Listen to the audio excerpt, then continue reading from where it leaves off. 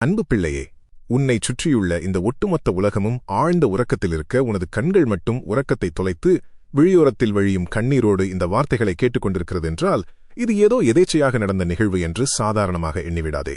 பல காலமாக நீயே உனக்குள் புழுங்கி தனிமையில் யாருக்கும் தெரியாமல் நீ சிந்திய கண்ணீர் துளிகள் என் கைலாயத்தின் பனிப்பரப்புகளை உருக்கி ஈசனான என்னையே உன்னை தேடி வரச் செய்திருக்கிறது. இது மனிதர்களின் வெறும் வார்த்தைகள் அல்ல, உன் வாழ்க்கையின் தலையெழுத்தை ஒட்டுமொத்தமாக மாற்றி எழுதப் போகும் சிவனின் முதல் திருவாக்கு.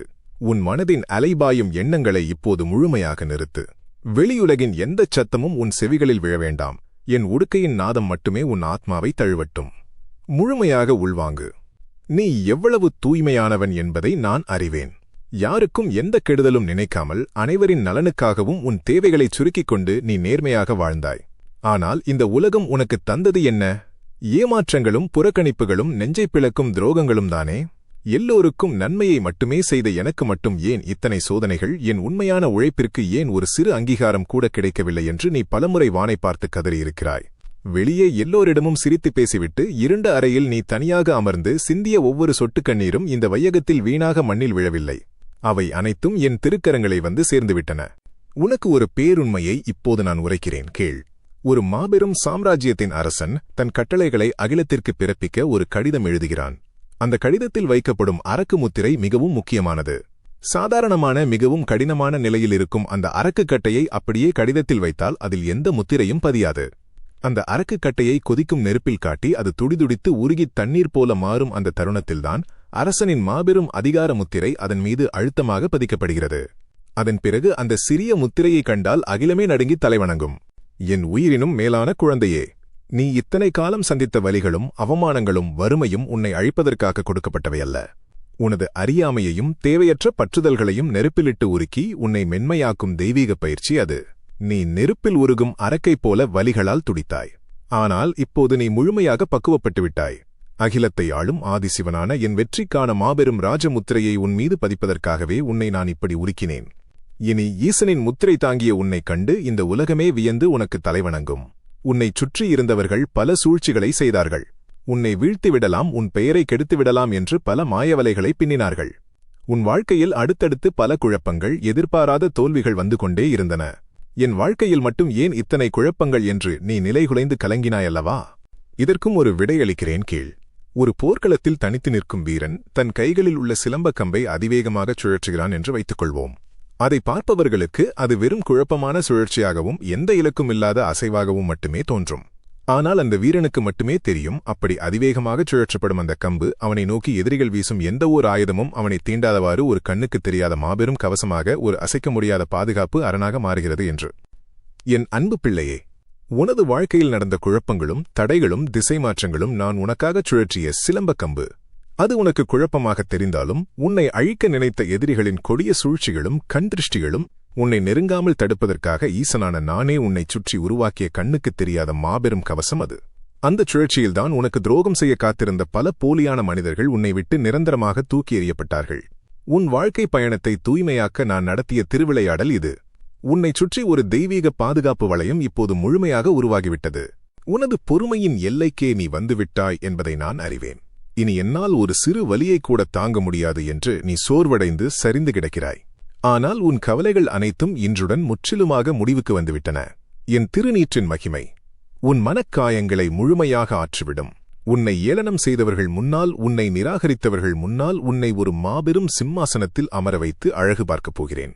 உன் பொருளாதார தடைகள் அத்தனையும் என் திருசூலத்தால் சுக்குநூறாக உடைக்கப்பட்டுவிட்டன.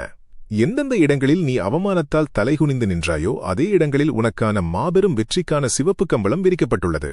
நீ எதிர்பாராத திசைகளிலிருந்தும் உனக்கான செல்வமும் வாய்ப்புகளும் இனி மழையாகப் பொழியும். உன் திறமைகளுக்கான அங்கீகாரம் உலகறிய செய்யப்படும் காலம் வந்துவிட்டது. இருளில் முடங்கி கிடந்த உனது திறமைகள் இனி ஈசனின் ஒளியைப் பெற்று அகிலம் முழுவதும் பிரகாசிக்கப் போகிறது. நீ யாருமற்ற அனாதை அல்ல. உனக்கு துணையாக, உன்னை வழிநடத்தும் மாபெரும் அரணாக, அகிலத்தை ஆளும் கைலைநாதன் நான் உன்னுடன் இருக்கிறேன். உன் வாழ்க்கையில் சாத்தியமே இல்லை என்று நீ நினைத்த பல காரியங்கள் இனி என் அருளால் மிக எளிதாக உன் கண்முன்னே மாயாஜாலம் போல் நிகழத் தொடங்கும். இது உனது பொற்காலத்தின் ஆரம்பம். இந்த பிரபஞ்சத்தில் நான் உனக்காக திறந்து வைத்திருக்கும் வெற்றியின் கதவுகளை எந்த ஒரு தீய சக்தியாலும் அடைக்க முடியாது. உன் முழு நம்பிக்கையையும் என் பாதங்களில் சமர்ப்பித்துவிட்டு நிம்மதியாக அடியெடுத்து வை.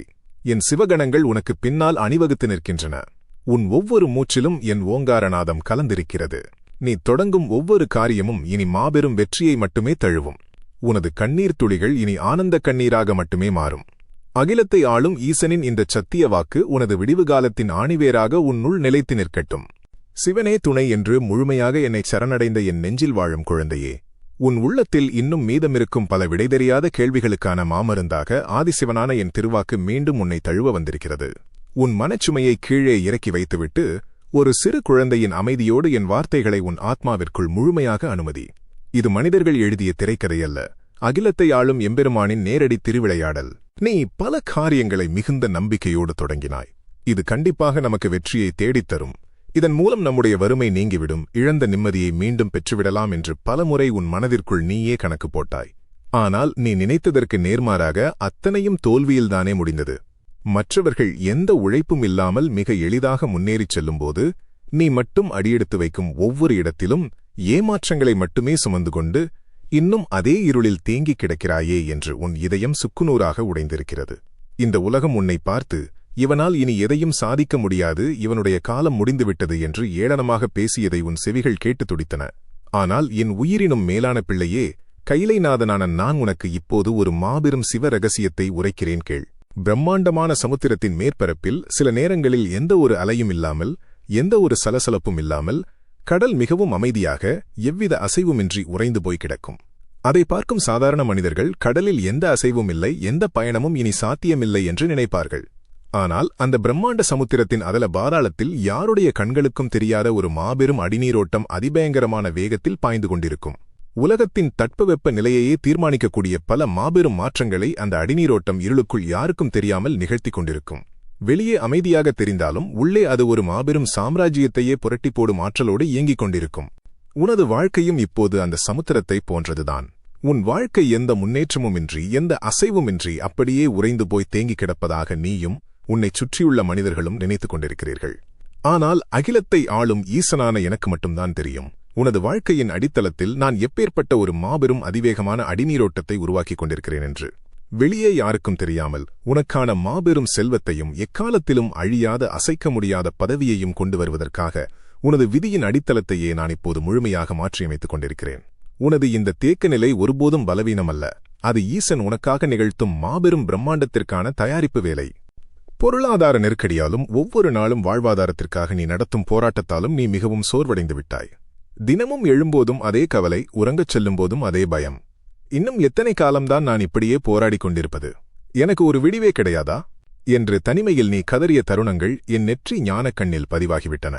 உனது நேர்மையான உழைப்பிற்கும் நீ சிந்தும் வியர்வைக்கும் எந்த பலனும் கிடைக்கவில்லையே என்ற ஏக்கம் உன்னை உயிரோடு எரிக்கிறது. இதற்கும் ஒரு விடையளிக்கிறேன் கீழ். மாபெரும் சிவாலயங்களில் நடக்கும் பிரம்மாண்டமான யாகங்களை வளர்ப்பதற்கு சாதாரணமான நெருப்பை பயன்படுத்த மாட்டார்கள். அதற்காகவே மிகவும் புனிதமான அரணி எனப்படும் 2 மரக்கட்டைகளை ஒன்றாக சேர்த்து அதிவேகமாக கடைவார்கள். அந்த 2 கட்டைகளும் ஒன்றுக்கொன்று உரசிக்கொள்ளும் போது ஏற்படும் அதிபயங்கரமான உந்துதலால் அந்த மரக்கட்டை பெரும் சூட்டை தாங்கிக் கொண்டு தன்னைத்தானே அழித்துக் கொள்ளும். அந்த உச்சக்கட்ட வலியின் முடிவில்தான் அகிலத்தையே தூய்மையாக்கும் மாபெரும் தெய்வீக யாகத்தீ அந்த மரக்கட்டையிலிருந்து வெடித்து கிளம்பும். அந்த தீயில்தான் தேவர்களுக்கான ஆகுதிகள் அர்ப்பணிக்கப்படும். என் அன்பு பிள்ளையே, நீ ஒவ்வொரு நாளும் சந்திக்கும் போராட்டங்களும், பொருளாதார நெருக்கடிகளும், உன்னைச் சுற்றியுள்ள மனிதர்கள் உனக்குத் தரும் மன உளைச்சல்களும் உன்னை அழிப்பதற்காக கொடுக்கப்பட்ட தண்டனைகள் அல்ல. உன்னை ஈசனின் கருவறையில் ஒளிரும் மாபெரும் யாகத்தீயாக மாற்றுவதற்காக நான் உன்னை வைத்து பயிற்சி செய்யும் அரணிக்கட்டையின் உந்துதல்தான் நீ இப்போது அனுபவிக்கும் அத்தனை வழிகளும். நீ தினசரி சந்திக்கும் இந்த போராட்டங்கள் என்னும் உரசல்கள்தான் உனக்குள் இருக்கும் அகந்தையை அழித்து உன்னை தூய்மையாக்கி அகிலமே போற்றும் ஒரு மாபெரும் புனிதமான வெற்றியாக உன்னை மாற்றப் போகிறது. உனது வலிகள் வீணானவை அல்ல, அவை கைலாயத்தின் யாகத்தீயை உருவாக்க பயன்படும் தெய்வீக பயிற்சிகள். உன்னை தரக்குறைவாக பேசியவர்கள், உன்னால் இனி எழவே முடியாது என்று தீர்ப்பெழுதியவர்கள் அனைவரும் இனி வாய் அடைத்துப் போகும் காலம் வந்துவிட்டது. நீ யாரிடமெல்லாம் உனது நியாயத்தை நிரூபிக்கப் போராடினாயோ அவர்கள் அனைவரின் முன்பாகவும் உன்னை ஒரு மாபெரும் ஆளுமையாக நிறுத்தப் போகிறேன். எந்தெந்த கதவுகள் எல்லாம் உன் முகத்திற்கு நேராக அடைக்கப்பட்டதோ அதே கதவுகள் இனி உன்னை வரவேற்பதற்காக தாமாகவே திறக்கப்படும். உனது உழைப்பிற்கான பலனை இனி மனிதர்கள் தீர்மானிக்க மாட்டார்கள். கைலைநாதனான நானே நேரடியாக உனக்கான அங்கீகாரத்தை வழங்குவேன். உனக்குள் இருக்கும் மாபெரும் திறமையை, உனது தனித்துவமான படைப்பாற்றலை இந்த உலகம் இன்னும் முழுமையாக புரிந்து கொள்ளவில்லை என்று நீ கலங்கத் தேவையில்லை. நான் உனக்கான பாதையை முழுமையாக தூய்மைப்படுத்திவிட்டேன். உன் முன்னே நின்ற கண்திருஷ்டிகள், உனக்கு எதிராக பின்னப்பட்ட இரகசியச் சூழ்ச்சிகள் அனைத்தும் என் திரிசூலத்தின் அசைவால் சுட்டெரிக்கப்பட்டுவிட்டன. உன்னை வாட்டி வதைத்த கடன் சுமைகளும் பொருளாதார நெருக்கடிகளும் இனி பனி போல விலகத் தொடங்கும். நீ எதிர்பாராத இடங்களில் இருந்தெல்லாம் உனக்கான உதவிகளும் மாபெரும் செல்வமும் வந்து சேரும். நீ ஒருபோதும் அனாதை அல்ல. உன் நிழலாக, உன் மூச்சுக் காற்றாக, உன்னை வழிநடத்தும் மாபெரும் கவசமாக எம்பெருமான் ஈசனான நான் உன்னோடு நிரந்தரமாக இணைந்துவிட்டேன். நீ கடந்து வந்த இருண்ட பாதைகள் அனைத்தும் நிறைவடைந்து விட்டன. இனி உன் காலடிப்படும் இடமெல்லாம் மாபெரும் வெற்றியும் சுபிட்சமும் மட்டுமே நிலைத்திருக்கும். உனது சிந்தனையில் நான் தெளிவை உருவாக்குவேன். எதற்கும் கலங்காத அசுர பலத்தை நான் உனக்குத் தருவேன். முழுமையான நம்பிக்கையோடு சிவனே துணை என்று உன் ஆத்மாவில் உச்சரித்துவிட்டு தைரியமாக அடியெடுத்துவை. அகிலமே உனக்காக வழிவிட காத்திருக்கிறது. உனது பொற்காலம் ஈசனின் திருக்கரங்களால் அதிகாரப்பூர்வமாக தொடங்கிவிட்டது. என் உயிரோடு கலந்த அன்புச் செல்வமே, உனது மனதில் இன்னும் ஒரு சிறிய தயக்கம் இருப்பதை என் நெற்றி ஞானக்கண் கவனித்துக் கொண்டுதான் இருக்கிறது. இத்தனை யுகங்களாக என்னை வாட்டிய துன்பங்கள் உண்மையிலேயே முடிந்துவிடுமா? இந்த வார்த்தைகள் எனக்கானதுதானா? இருளிலேயே கிடக்கும் என் தலையெழுத்து மாறுமா என்று உனக்குள் நீயே பல கேள்விகளை கேட்டுக்கொண்டு ஒருவிதமான பயத்தோடுதான் இந்த வார்த்தைகளை கேட்டுக்கொண்டிருக்கிறாய். உன் மனதின் அந்த தவிப்பை நான் அறிவேன். உன் காயங்கள் அப்படிப்பட்டவை. நீ பட்ட அடிகளும் சந்தித்த ஏமாற்றங்களும் உனது தன்னம்பிக்கையை ஆணிவேர் வரை அசைத்து பார்த்துவிட்டன. நீ எதை நம்பி அடியெடுத்து வைத்தாயோ அதுவே உனக்கு பெரும் பள்ளமாக மாறியதால் இனி எதை நம்புவது என்ற மாபெரும் குழப்பத்தில் நீ உறைந்து நிற்கிறாய். ஆனால் கைலைநாதனான நான் உனக்கு ஒரு சத்திய வாக்கை அளிக்கிறேன். இது மனிதர்களின் ஆறுதல் வார்த்தைகள் அல்ல, உன் ஆத்மாவை தேடி வந்த ஈசனின் நேரடி திருவாக்கு. இதில் ஒரு சிறு அணு அளவும் பொய்யில்லை. உன் பயங்களை இப்போதே முழுமையாக கீழே இறக்கிவை. உனக்கு ஒரு பேருண்மையை நான் உரைக்கிறேன் கீழ். ஒரு மாபெரும் சாம்ராஜ்யத்தின் அரசன் தனக்கான ஒரு பலமான கோட்டையை கட்டும்போது அந்த கோட்டையை சுற்றி பல 100 அடி ஆழத்திற்கு ஒரு மாபெரும் அகழியை தோண்டுவான். அந்த அகழி பார்ப்பதற்கு மிகவும் இருட்டாக, யாருமற்ற தனிமையான ஒரு மாபெரும் பள்ளமாக, ஒரு பயங்கரமான வெற்றிடமாக தோன்றும். அதை பார்க்கும் சாதாரண மனிதர்கள் ஏன் இவ்வளவு பெரிய பள்ளத்தை தோண்டி வைத்திருக்கிறார்கள், இது எதற்கும் பயன்படாத வெற்றிடமாயிற்றே என்று நினைப்பார்கள். ஆனால் அந்த அரசனுக்கு மட்டுமே தெரியும், நாளை எதிரிகள் அந்த மாபெரும் கோட்டையை தாக்க வரும்போது அந்த வெற்றிடமான அகழியில் நீரையும் கொடிய விலங்குகளையும் நிரப்பிவிட்டால் உலகத்தின் எந்த ஒரு மாபெரும் படையாலும் அந்த கோட்டையை நெருங்கவே முடியாது என்று. அந்த கோட்டைக்கு அந்த இருண்ட வெற்றிடமே மாபெரும் அரணாக மாறும். என் அன்பு பிள்ளையே, உனது வாழ்வில் கடந்த சில காலமாக நீ உணரும் அந்த தனிமையும் உன்னை விட்டு உறவுகள் அனைத்தும் விலகிப்போனதால் உனக்குள் ஏற்பட்டிருக்கும் அந்த மாபெரும் வெற்றிடமும் நான் உனக்காக தோண்டிய கோட்டை அகழி. உனது தனிமையை பார்த்து இந்த உலகம் உன்னை யாருமற்றவன் என்று ஏளனம் பேசுகிறது. உனக்கென்று ஒரு நாதி இல்லையே என்று மற்றவர்கள் உன்னை பார்த்து நகைக்கிறார்கள். ஆனால் ஈசனாகிய எனக்கு மட்டுமே தெரியும், நான் உனக்குத் தரப்போகும் மாபெரும் செல்வத்தையும் அசைக்க முடியாத சாம்ராஜ்யத்தையும் நாளை எந்த ஒரு சுயநலவாதியும் போலி மனிதர்களும் உன்னிடம் இருந்து திருடிச் சென்று விடக்கூடாது என்பதற்காகவே நான் உன்னைச் சுற்றி அந்த தனிமை என்னும் அகழியை உருவாக்கினேன் என்று. அந்த தனிமை உனக்கான தண்டனை அல்ல, அது ஈசன் உனக்காக உருவாக்கிய அசைக்க முடியாத பாதுகாப்பு வளையம். இனி எந்த துரோகியும் உன்னை நெருங்க முடியாது. உன்னைச் சுற்றியுள்ள அத்தனை மாயத் தடைகளும் இன்றுடன் சுக்குநூறாக உடைந்துவிட்டன. எல்லோருக்கும் நல்லதை மட்டுமே நினைத்தும் உன் கையில் இருந்ததையெல்லாம் மற்றவர்களுக்காக வாரிக் கொடுத்தும் கடைசியில் நீ மட்டுமே நடுத்தெருவில் நிராயுதபாணியாக நின்றாய். நீ உயிரை கொடுத்து நேசித்தவர்கள் உன்னை மிக எளிதாக மறந்துவிட்டு தங்கள் சுயநல வாழ்க்கையை பார்க்கச் சென்று விட்டார்கள். என் தூய்மையான குணமே எனக்கு மாபெரும் சாபமாக மாறிவிட்டதே, நான் செய்த தியாகங்களுக்கு சிறு மரியாதை கூட கிடைக்கவில்லையே என்று நீ பல இரவுகள் தலையணையில் முகம் புதைத்து அழுதிருக்கிறாய். உனது நேர்மையான உழைப்பு ஒருபோதும் வீணாகவில்லை. அதற்கான மாபெரும் பலனை நான் எவ்வாறு தரப்போகிறேன் என்பதை இப்போது உனக்கு உணர்த்துகிறேன். ஒரு தூய்மையான பக்தன் தன் தோள்களில் மாபெரும் பாரமான காவடியைச் சுமந்து கொண்டு கால்களில் செருப்பு இல்லாமல் கரடுமுரடான மலைப்பாதையில் ஏறி வருகிறான். அவனது தோள்கள் பாரத்தால் சிதைந்து ரத்தம் கசிகிறது. பாதங்களில் முட்கள் குத்தி கிழிக்கின்றன. பசியிலும் தாகத்திலும் அவனது உடல் தள்ளாடுகிறது. அந்த வலியை அவனால் ஒரு நொடி கூட பொறுத்து கொள்ள முடியாது. ஆனாலும் தன் இறைவனை காண வேண்டும் என்ற ஒற்றை நம்பிக்கையில் அந்த மாபெரும் பாரத்தைச் சுமக்கிறான். அந்த மலையின் உச்சியை அடைந்து கருவறையில் உள்ள இறைவனின் மாபெரும் ஜோதி தரிசனத்தைக் கண்ட மறுகணமே அவன் தோளில் இருந்த அத்தனை பாரமும் அவனுக்கு ஒரு மெல்லிய இறகை போல மாறிவிடும். அவன் பட்ட அத்தனை வலிகளும் நொடிப்பொழுதில் மறைந்து அவன் உடல் முழுவதும் ஒரு மாபெரும் பேரானந்தம் ஊடுருவிச் சிலிர்க்கும். என் உயிரினும் மேலான குழந்தையே, இத்தனை காலமாக உனது குடும்பத்தின் சுமையையும் தீராத கடன் பிரச்சனைகளையும் மற்றவர்கள் உனக்கு தந்த அவமானங்களையும் ஒரு மாபெரும் காவடியாக உன் தோள்களில் நீ சுமந்து வந்திருக்கிறாய். உனது தோள்கள் பாரத்தால் நசுங்கிவிட்டன. உனது பாதங்கள் வாழ்க்கை போராட்டங்களால் கிழிந்து ரத்தம் கசிகின்றன. உனது வலி எனக்கு முழுமையாக புரிகிறது. ஆனால் இதோ நீ மலையின் உச்சியை அடைந்துவிட்டாய். கையிலைநாதனான என் மாபெரும் ஜோதி தரிசனம் உனக்கு கிடைத்துவிட்டது. இனி உன் தோள்களில் உள்ள சுமைகளை எம்பெருமான் ஈசனான நான் முழுமையாக வாங்கிக் கொள்கிறேன். உன் வலிகள் அனைத்தும் இன்றுடன் முடிவுக்கு வந்துவிட்டன. இனி உன் வாழ்க்கையில் ஆனந்த கண்ணீர் மட்டுமே வெளிவரும். உன்னை வாட்டி வதைத்த பொருளாதார தடைகள் அனைத்தும் என் நெற்றிக்கண் நெருப்பால் முற்றிலுமாக சுட்டெரிக்கப்பட்டுவிட்டன. பல காலமாக நீ அடைந்த நஷ்டங்கள் அனைத்தையும், நீ இழந்த செல்வத்தை விட பல மடங்காக நான் உனக்கு திருப்பிக் கொடுக்கப் போகிறேன். உனக்கு அடைக்கப்பட்டிருந்த வருமான வழிகள் அனைத்தும் இனி அகலமாக திறக்கப்படும். நீ இனி கையேந்துபவனாக அல்லாமல் பலருக்கு வாரி வழங்கும் மாபெரும் வள்ளலாக மாறுவாய். நீ இனி ஒவ்வொரு நாளும் ஒரு புதிய அசுர பலத்தோடு கண்விழிப்பாய். உனது உடலில் இருந்த அத்தனை பிணிகளையும், உன்னை முடக்கிப் போட்ட மனச்சோர்வையும் உலகத்து உயிர்களை காக்கும் வைத்தியநாதனான நான் முழுமையாக அகற்றிவிட்டேன். உன் முகம் என் அருளால் மாபெரும் தேஜஸோடு பிரகாசிக்கும். உன்னை உதாசீனப்படுத்திய மனிதர்கள் அனைவரும், உன்னை வீழ்த்த நினைத்த எதிரிகள் அனைவரும் இனி உனது மாபெரும் வளர்ச்சியைக் கண்டு அண்ணாந்து பார்க்கப் போகிறார்கள். நீ இனி யாருக்கும் பயப்படத் தேவையில்லை. எந்தச் சூழ்நிலையிலும் நீ தலைகுனிய வேண்டிய அவசியமே இல்லை. ஒட்டுமொத்த கைலாயமும் உனக்கு பின்னால் மாபெரும் அரணாக நிற்கிறது. அகிலத்தையே காக்கும் ஆதிசிவன் நான் உனது ஆணிவேராக உன்னுள் நிரந்தரமாக குடிகொண்டு விட்டேன். உன் சிந்தனைகள் அனைத்தையும் நான் நேரடியாக வழிநடத்துவேன். நீ தொட்ட காரியங்கள் அனைத்தும் இனி உனக்கு மாபெரும் செல்வத்தையும் எக்காலத்திலும் அழியாத புகழையும் மட்டுமே தேடித்தரும். இந்த ஈசனின் வார்த்தைகளை உன் நெஞ்சில் ஆழமாக பதிய வைத்துக் கொண்டு எதற்கும் அஞ்சாத ஒரு மாபெரும் போர்வீரனாக எழுந்து நில். உனது வெற்றிக்கான மாபெரும் வசந்த காலம் இதோ முழுமையாக தொடங்கிவிட்டது. என் ஆத்மாவோடு கலந்த அன்பு பிள்ளையே, உனது மனதின் ஆழத்தில் யாருக்கும் சொல்ல முடியாமல் நீ புதைத்து வைத்திருக்கும் ஒரு மாபெரும் வலியை இப்போது கைலைநாதனான நான் தொடப்போகிறேன். எந்த மனிதர்களுக்காக நீ உன் வாழ்க்கையையே அர்ப்பணித்தாயோ, அந்த மனிதர்களே உன்னை தனிமையில் தவிக்க விட்டுச் சென்றபோது உன் இதயம் எந்த அளவிற்கு துடித்தது என்பதை நான் அறிவேன். எல்லோருக்கும் நாமாகப் போய் உதவி செய்தோமே, நமக்கு ஒரு கஷ்டம் வரும்போது ஒரு நாதி கூட அருகில் இல்லையே என்று நீ பல இரவுகள் உறங்காமல் விழிநீர் சிந்தியிருக்கிறாய். உன்னை வீழ்த்தியதே அந்த தனிமைதான் என்று நீ நினைக்கிறாய். ஆனால் அந்த தனிமைக்கு பின்னால் இருக்கும் மாபெரும் சிவ ரகசியத்தை இப்போது உணர்த்துகிறேன் கேள். ஒரு மாபெரும் சிவாலயத்தின் கோபுரம் கட்டப்படும்போது அந்த சிற்பங்கள் செதுக்கப்படுவதற்காக பல மாதங்களாக கோபுரத்தைச் சுற்றி மரச்சாரம் அமைக்கப்பட்டிருக்கும். அந்த மரச்சாரம் கோபுரத்தோடு ஒட்டி உறவாடிக் கொண்டிருக்கும். ஆனால் அந்த ஆலயத்தின் மாபெரும் கும்பாபிஷேகம் நெருங்கும் நேரத்தில் கோபுரத்தின் அழகை மறைத்துக் கொண்டிருக்கும் அந்த மரச்சாரம் முழுவதும் ஈவிரக்கமின்றி பிரிக்கப்பட்டு தூக்கி எறியப்படும். அதை பார்க்கும் சாதாரண மனிதர்கள் இத்தனை காலம் தாங்கி நின்ற சாரம் வீசப்பட்டு விட்டதே என்று நினைப்பார்கள். ஆனால் அந்த மரச்சாரம் அங்கேயே இருந்தால் கோபுரத்தின் மாபெரும் பிரம்மாண்டத்தை பிள்ளையே, உன் வாழ்வில் உன்னோடு இருந்தவர்கள் உன்னை விட்டு திடீரென விலகியது உனக்கான தண்டனை அல்ல.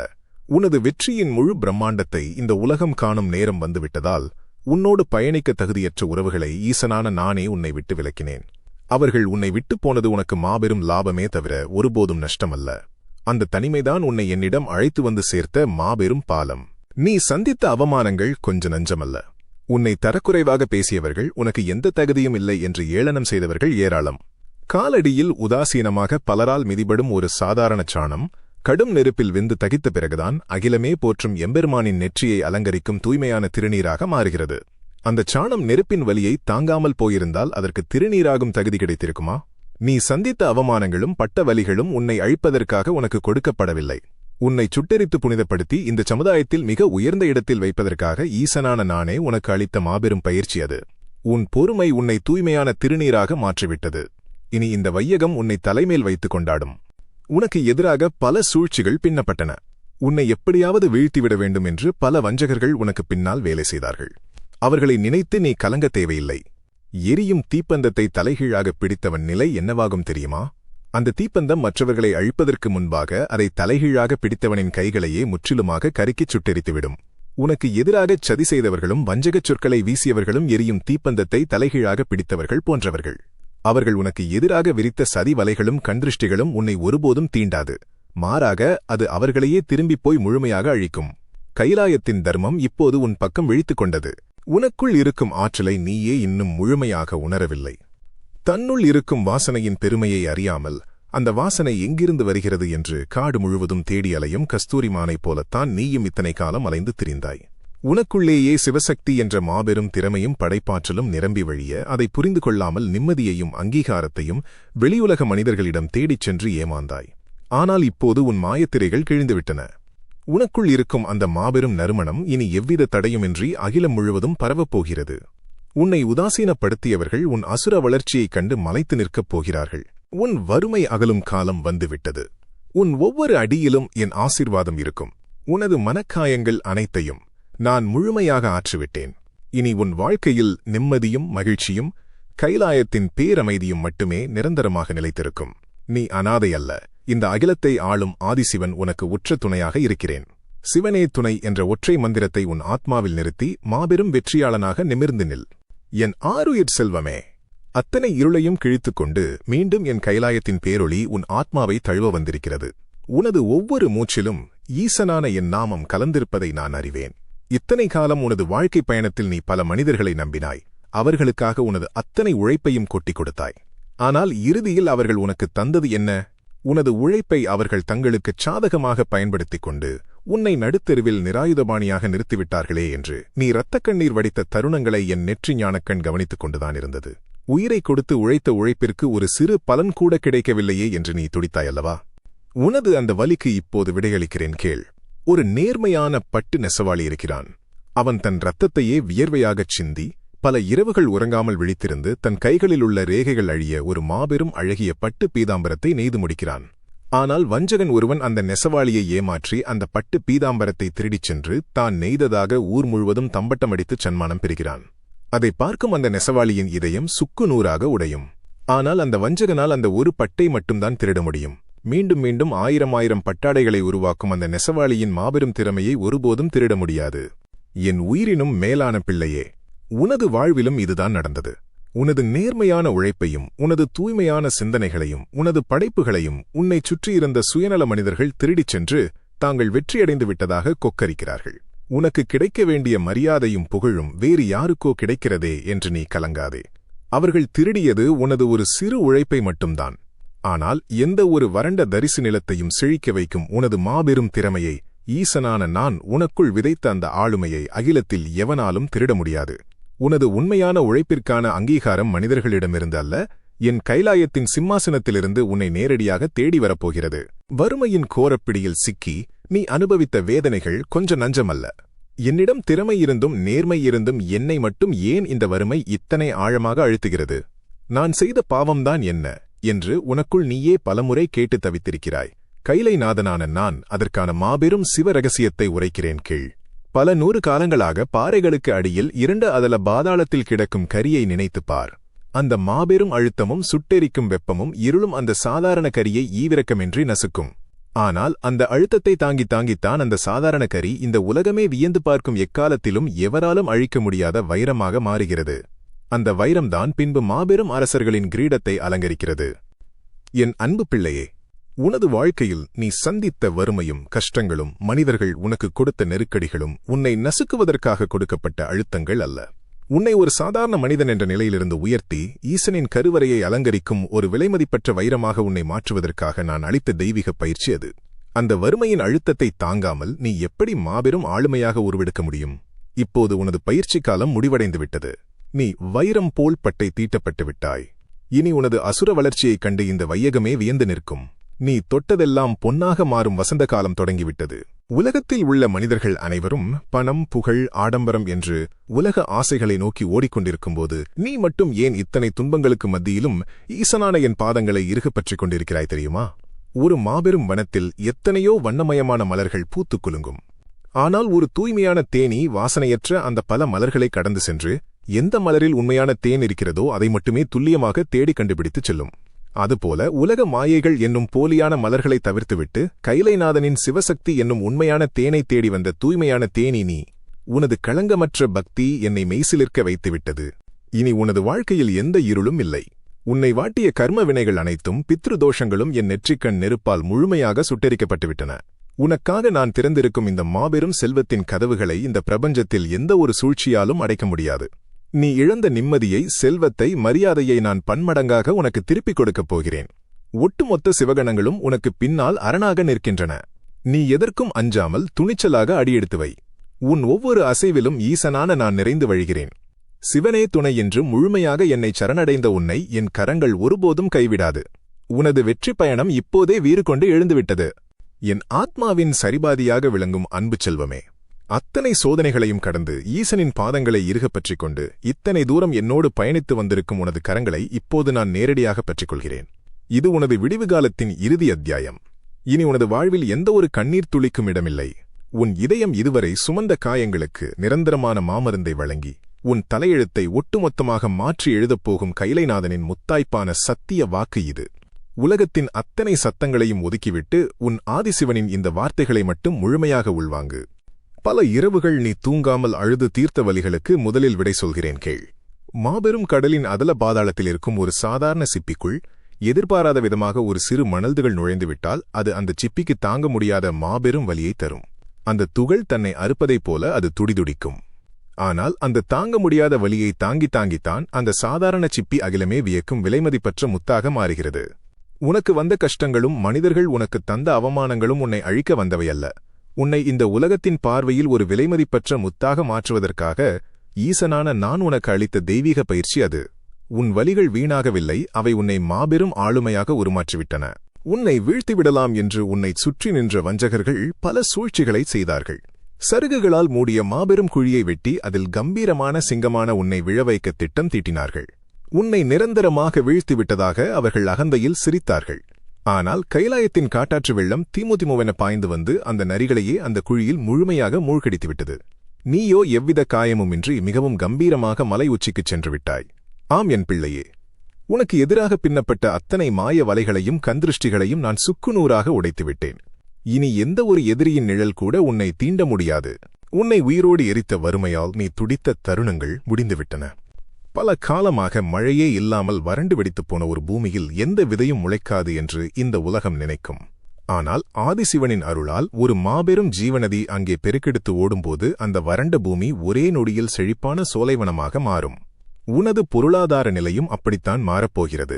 நீ எதிர்பாராத திசைகளில் இருந்தெல்லாம் செல்வம் மழையாக பொழியப் போகிறது. உனக்கான வருமான வழிகள் அனைத்தும் மாபெரும் பிரம்மாண்டமாக திறக்கப்பட்டுவிட்டன.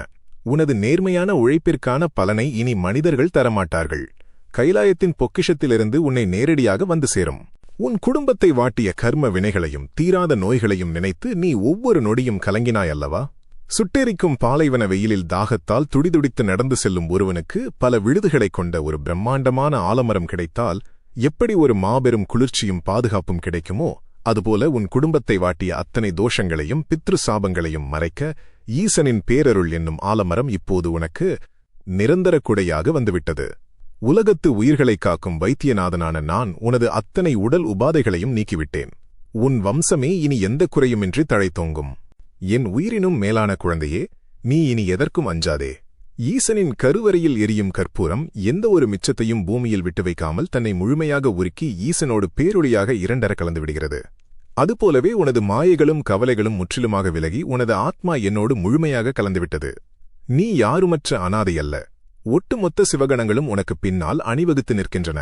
உனக்காக நான் திறந்து வைத்திருக்கும் இந்த மாபெரும் வெற்றியின் கதவுகளை உலகத்தில் உள்ள எந்த ஒரு சக்தியாலும் அடைக்க முடியாது. எதற்கும் கலங்காத போர்வீரனாக தைரியமாக அடியெடுத்து வை. உன் ஒவ்வொரு மூச்சிலும் எம்பெருமான் ஈசன் நான் நிறைந்துள்ளேன். உன் வாழ்க்கையின் இருள் முழுமையாக விலகிவிட்டது என்று நீ ஆழமாக நம்பினால், கைலைநாதனின் இந்த முத்தாய்ப்பான திருவாக்கு உன் ஆன்மாவை தொட்டிருந்தால், உன் இரு கரங்களை குவித்து சிவனே துணை என்று பதிவிட்டு உனது நன்றியை சிவபெருமானின் பாதங்களில் சமர்ப்பித்துக்கொள். ஈசனின் இந்த எல்லையற்ற கருணையோடும் வற்றாத ஆசீர்வாதங்களோடும் அனுதினமும் இணைந்திருக்க தெய்வீக ஒளியைப் பரப்பும் நமது சிவனே துணை காணொளி குடும்பத்தில் உன்னை இப்போதே இணைத்துக்கொள். இந்த திருவாக்கை உன்னைப் போலவே கலங்கித் தவிக்கும் உன் அன்பிற்குரியவர்களுக்கும் பகிர்ந்து அவர்கள் வாழ்விலும் ஒளியேற்று. எம்பெருமான் ஈசன் உனக்கு துணையாக உன் அரணாக என்றென்றும் இருப்பேன். ஓம் நமசிவாய.